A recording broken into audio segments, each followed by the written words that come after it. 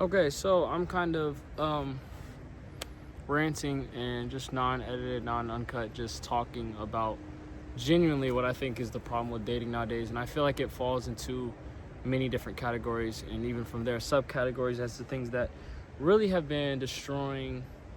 I want to say more than the chances of relationships themselves, and I think there's a lot of different things and variables that go into this, and it's really hard to talk about and to see, but I think it's important that we know that, when speaking on relationships now, I feel like there is a huge divide. I feel like a lot of people want the benefit of having a relationship, the love or the person or the physical or whatever it may be, that benefit of having the relationship without actually putting in the work. I think this is one of the biggest issues, is that no one is willing to love and allow love to get them. And I think that derives from a lot of different things. There's some people who have had such bad experiences that their guard is too high up, so they kind of subconsciously self-sabotage their way out of good things.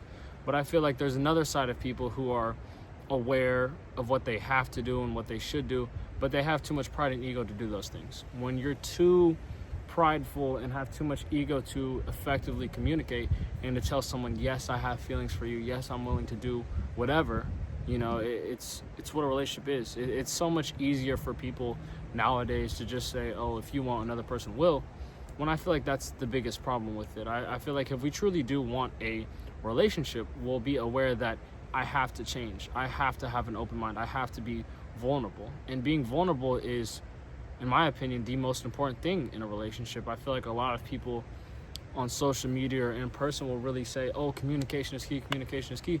I feel like communicating won't mean a thing without comprehending what another person's saying and being vulnerable to say the things that are actually on your mind. It's one thing to communicate and say, oh, I don't like how this made me feel, but it's another thing to be vulnerable and say, this is how it makes me feel, this is why I don't want it, this is what we can do to fix it. In offering solution, I feel like that growth is so important. I feel like if we're in a relationship, the whole point is to grow. It's to intertwine. When you're joining into someone, figuratively, the whole point is to prosper. That same passion you guys have when you're not together should be the same passion you guys have for each other when you are together. And I think that's what a lot of people forget. People actively aren't realizing that they have to continue this. It's really hard to see. It's definitely something that I think goes over so many people's heads, but I think it's important that we're aware. It's the courting. There's an active launch and pursuit when we're talking to people, and that's the biggest problem. I feel like people just get into relationships nowadays and aren't aware that that same passion and desire they have for their partner has to continue when you're in a relationship. Just because you're with someone or official doesn't mean you stop courting or pursuing your partner. You should still flirt and make that engaged to constantly evolve and grow with them. Now that you're aware of what they do like, why not offer new things? Why not bring a new side of things? And I think this is why a lot of relationships feel kind of dull for people, or maybe too quiet or maybe too calm, that they leave, is because there's no active pursuit for each other. When we're getting in a relationship, the whole commitment is we are going to grow together. The whole growth is important. It's like watering each other's seeds, and if we're not watering, if we're just seeds, if we're just plants sitting next to each other, eventually we intertwine and the flower crumbles. That's it. There's no growth, there's no sunlight, there's no soil, there's nothing we're pouring into each other to actively benefit. And if you're getting in relationships and you're not changing, or you guys see the same sides of everything, then it's not a good relationship. Ultimately, your partner should have different ideas, different things that can instill into you and that you can learn. The whole point of growing is to be with someone who can offer that side of things that you've never seen before. And I think a lot of times people lose sight of that. If you do want a partner, you don't want the perfect person.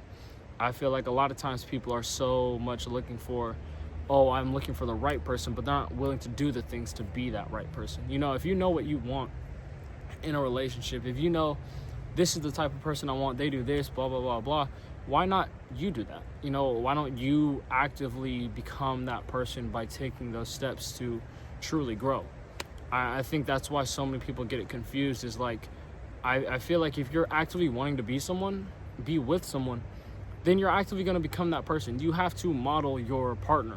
If you're really into the gym or really into this or really into that, most likely you'll find someone there. that's kind of the whole point. That's why a lot of times when people are like, oh, I don't like people that go out every weekend, and they go out every weekend, of course you're going to attract a certain type of crowd. That's kind of just how it goes. I feel like how you represent yourself definitely shows people if they're able to mess with you, if they're able to kind of talk to you and even have a chance. I feel like it's best to be more aware with what we want than to kind of just assume or be very quick to dismiss other people in a sense. So I feel like that's definitely a big part of it. I feel like even worse than that, social media has taken a change. I feel like social media is cancerous, honestly. It's definitely something that has benefits, don't get me wrong, but I feel like majority of the time it could be so demeaning. It really offers not a lot of context and not a lot of benefit, in my opinion, towards relationships.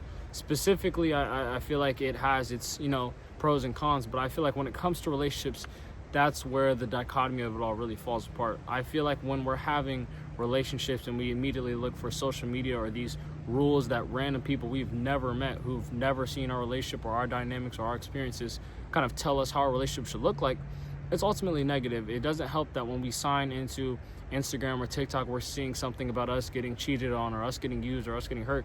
It's just all negative. It's all propaganda to make single people more single. And I feel like that's why it's so bad when people are attached to it. I feel like if you have a healthy relationship, it 100% makes sense for you guys to not be on social media. I feel like a lot of people have done that, and I truly do see the benefit of it. I feel like if you're letting social media dictate so much of your life, it leaves no room for you to form your own opinion, no room for you to make your own set of rules and to be aware of what's actually important to you. If you just follow the latest TikTok trend or the latest thing your favorite rapper or celebrity posted on Instagram about their relationship, then ultimately you're not going to know what you want. You're only going to follow this fallacy or this made-up person who doesn't always show you what's going on behind the scenes. They kind of just show you everything that they're benefiting from. And I think that's why social media can really damage a relationship. It's really hard to see people benefit and to see the good in relationships now when it's just flaunting and it's just comparison. And it could really be really bad. I think a lot of people struggle with that. I feel like relationships have taken such a hit in the past few years, especially after COVID, just because so many people were just stuck to a screen and kind of have that anxiety and depression and all these mental health issues that have honestly raised from there that have made getting into a relationship hard. I feel like there's this huge illusion of options involved in relationships. I feel like this idea that you can always find better or you can always find someone who will do this or that for you or A and B, I feel like it's wrong. I feel like it's really negative to have this idea that you can only be happy if you're provided this materialistic thing, or you can only be happy if this person was more attractive or more this or more that.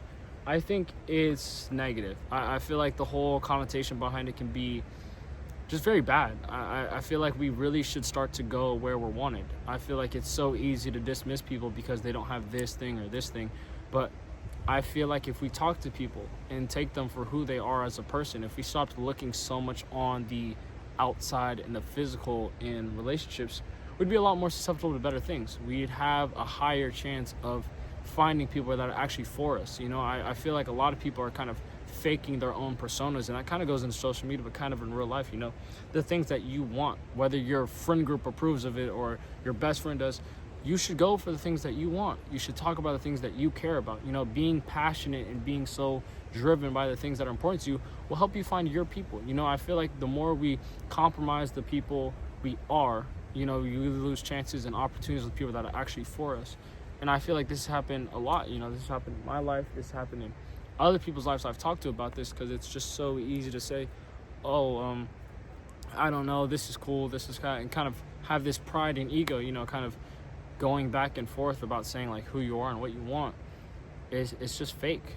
And a lot of people now, I feel like, are giving this fake or performative mask to kind of either fit in or just to feel better about themselves, just to get some approval from people who genuinely could care less about you. I feel like the whole point of having social media shouldn't be to perform, but it should be to display your life. It should kind of be a free expression, the same way we use fashion or our hairstyles or our bodies to effectively express ourselves. That's how we should have social media, with no strict rules, with nothing saying that, oh, you can't post something like this or you can post something like this.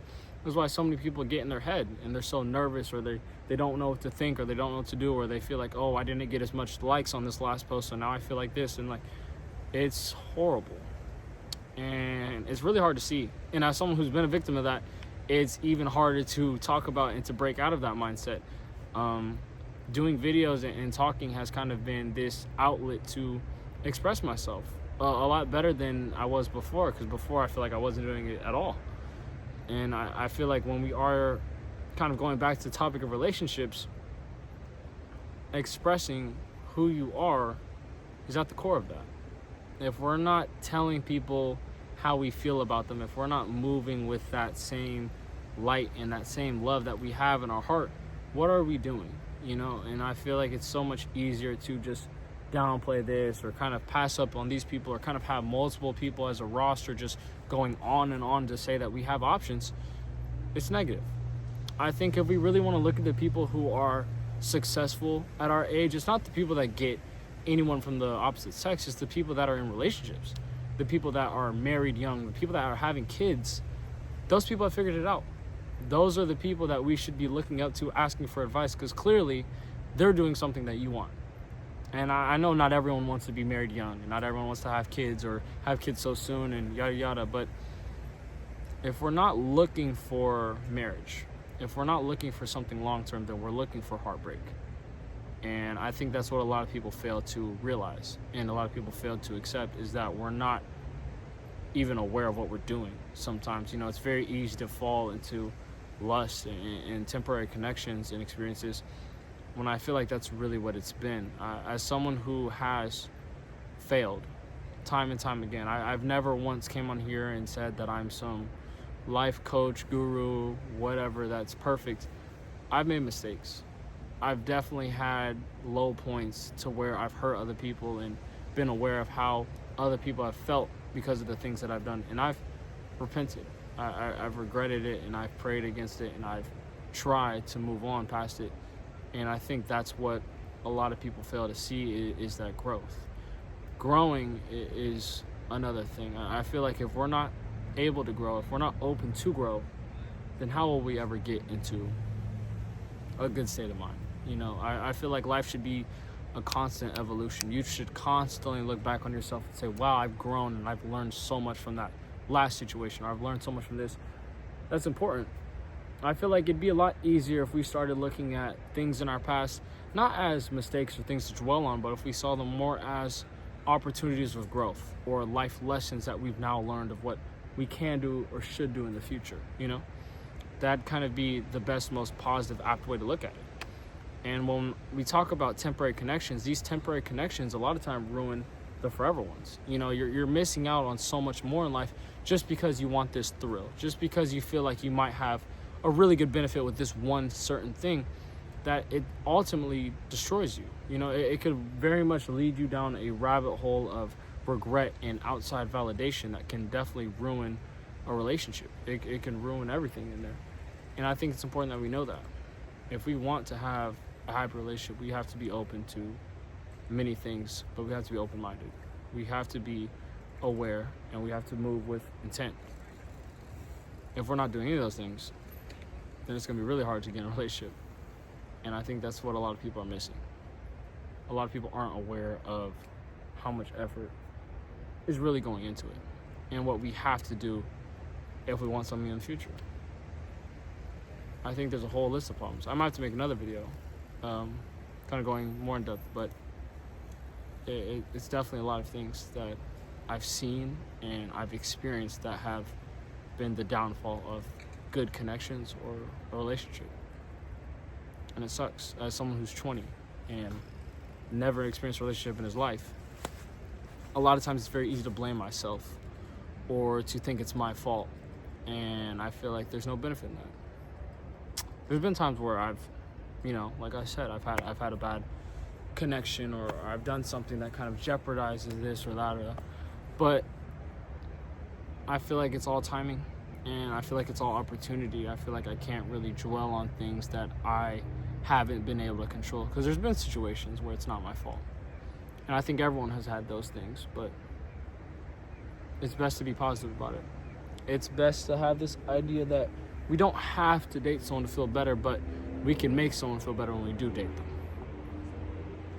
And that's what's most important. That's what not a lot of people understand.